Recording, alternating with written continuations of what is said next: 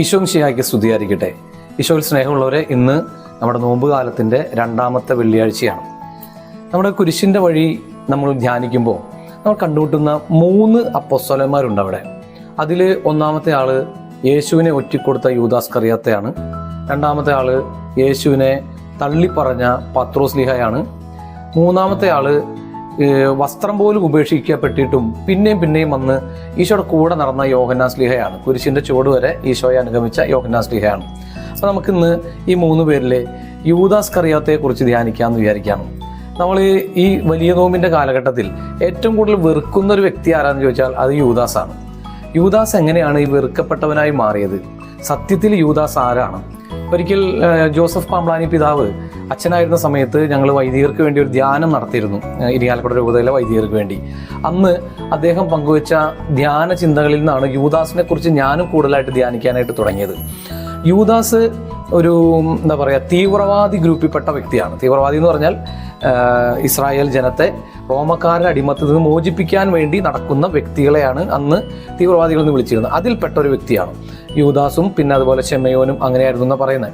അപ്പോൾ ഇവർ രണ്ടുപേരുടെ ലക്ഷ്യം എങ്ങനെയെങ്കിലും ഇസ്രായേൽ ജനത്തെ, യഹൂദ ജനത്തെ റോമക്കാരുടെ അടിമത്തിൽ നിന്ന് മോചിപ്പിക്കലായിരുന്നു. അപ്പോൾ ഇവർ ഈശോയുടെ ശിഷ്യന്മാരായി തീർന്നപ്പോൾ തുടങ്ങിയിട്ട് ഈശോ ഇങ്ങനെ ക്ലോസ് ആയിട്ട് ഒബ്സർവ് ചെയ്യണം.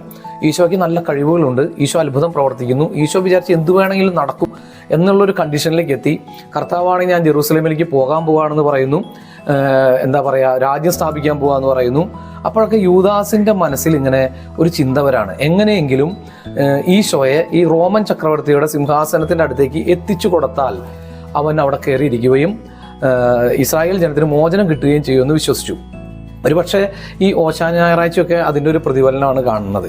ജനങ്ങൾ മുഴുവൻ ആർപ്പ് വിളിച്ചും മരക്കൊമ്പുകൾ വെട്ടി നിരത്തിയും വസ്ത്രങ്ങൾ വിരിച്ചൊക്കെ ഈശോയെ സ്വീകരിച്ചു കൊണ്ടുപോയത് അവർ വിചാരിച്ചത് ഈശോ ഇപ്പോൾ റോമൻ ചക്രവർത്തിയുടെ സിംഹാസനത്തിൽ കയറിയിരിക്കും, രാജാവാകും, ചക്രവർത്തിയെ തോൽപ്പിച്ച് കട്ടികളയുന്നൊക്കെ വിചാരിച്ചേ.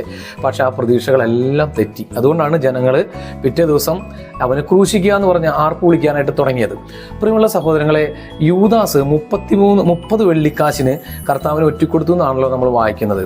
അങ്ങനെ ഈശോയെ കൊല്ലാൻ വേണ്ടി ഒറ്റിക്കൊടുത്തതായിരുന്നെങ്കിൽ ഈശോ മരണത്തിന് വിധിക്കപ്പെട്ടു, അവൻ നിസ്സഹായനായി നിൽക്കുകയാണ്, അത്ഭുതമൊന്നും പ്രവർത്തിക്കുന്നില്ലെന്ന് കണ്ടപ്പോൾ യൂദാസിൻ്റെ മനസ്സ് നൂർക്കേണ്ട കാര്യമില്ലായിരുന്നല്ലോ.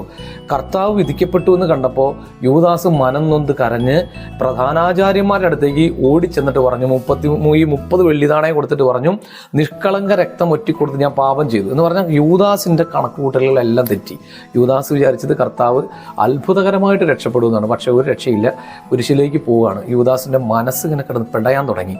അവൻ ആ പണത്തിന് വേണ്ടിയാണ് കർത്താവിന് ഒറ്റിക്കൊടുത്തതെങ്കിൽ ആ പണം ദേവാലയത്തിൽ വലിച്ചെറിഞ്ഞിട്ട് പോകുമായിരുന്നു?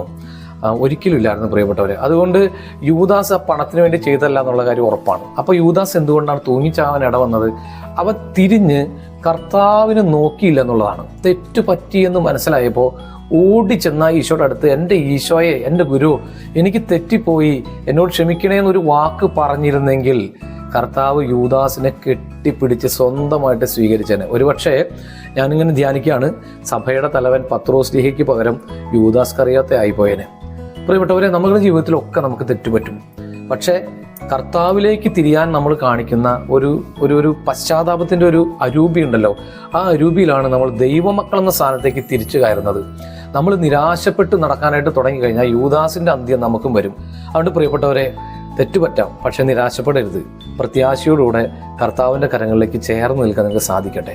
രക്ഷപ്പെടുന്നവരായി നമ്മളെല്ലാവരും മാറട്ടെ. പത്രോസ് ലീഹയെ പോലെ വലിയ സ്ഥാനത്തേക്ക് നമ്മൾ ഉയർത്തപ്പെടട്ടെ. ആമീൻ.